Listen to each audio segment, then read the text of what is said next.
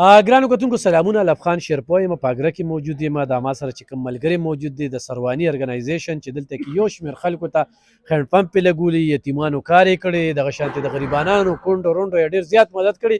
داسې خلک چې زه سیکم نو ډېر زیات خوشحالېږم، او بیا چې زه ولیدم نو ما ته هم ډېر زیات خوشحاله شو، چونکې زه په دغه خپل کمپین کې یم تحریک لبیک د نښې نه په کرین سره چې کوم دی نو ما په دې حلقه کې برخه اخیستې ده. نو انشاءالله دا مې دوی سره واده ده، خو مقرره ته میلاو شوله، نو د دوی د باقي پاتې پسماندګۍ محرومۍ چې کوم دي دا به زه دوی له پوره کومه. د اګرې خلکه د علاقې خلکه ډېر ځپلي شوي دي، سیلابونه وهلي دي، ډېرې سختې په دوی باندې تېرې شوي دي، خو داسې قسم ارګنایزیشن په وجه باندې د بعضې غریبانانو ډېرې مسلې چې کوم دي نو هغه حل شوي دي. نو ورور مې نوم دې څه دی؟ زما مسیح الله قاری مسیح الله قاري صاحب. تاسو استاد هم یې؟ جی جی قاري صاحب دا راته ووایه چې دا سرواني دی کې سره څونه نومونه دي، څونه کسان دي؟ دا خو جی واتس اپ ګروپ جوړ کړی، پای کې کم از کم سره 180 پلس کسان دي، او چې کوم د کلي کسان دي هغې چې کوم دي موږ سپورټ کوي په دغه طریقې سره.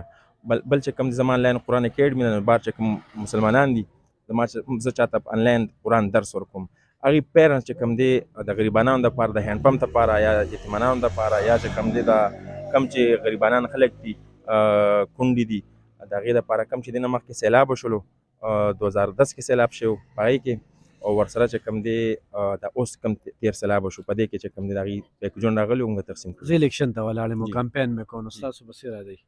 انشاءالله العزیز داسې ده چې دا اوټ خو چې کوم دی دا بس د هر سړي ځان له یو ذاتي دغه دی داسې خو موږ ظاهر نشو ویلی، چونکې زه سرکاري نوکر یم او استاذ یم، نو زه خو دا بلکل نشم ویلی، خو انشاءالله العزیز بس قوم هوښیار دی، کم چې د ولس خدمت کوي او د ځپلې شوي ولس د غریبانانو اواز وشوي، د مظلوم سره ولاړ هغه به موږ سپورټ کوو انشاءالله، هغه ټولو خلکو ته په ډاګ دی. صحیح.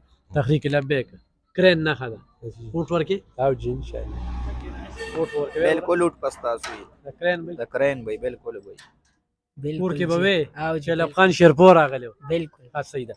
ګرانو کتونکو خپل ورسره مدد کولی شي، سیاست او دا په خپل ځای خو د الله سره ښه پیول دي، نو د علاقه کې غریبانان دوی ته معلوم دي، نو تاسو دوی سره یې خپل هغه مدد وکړئ، تعاون وکړئ، نو دوی په ډېرو غریبانانو به مدد وکړي، ضرور ورسره مرسته وکړئ. ډېره مننه.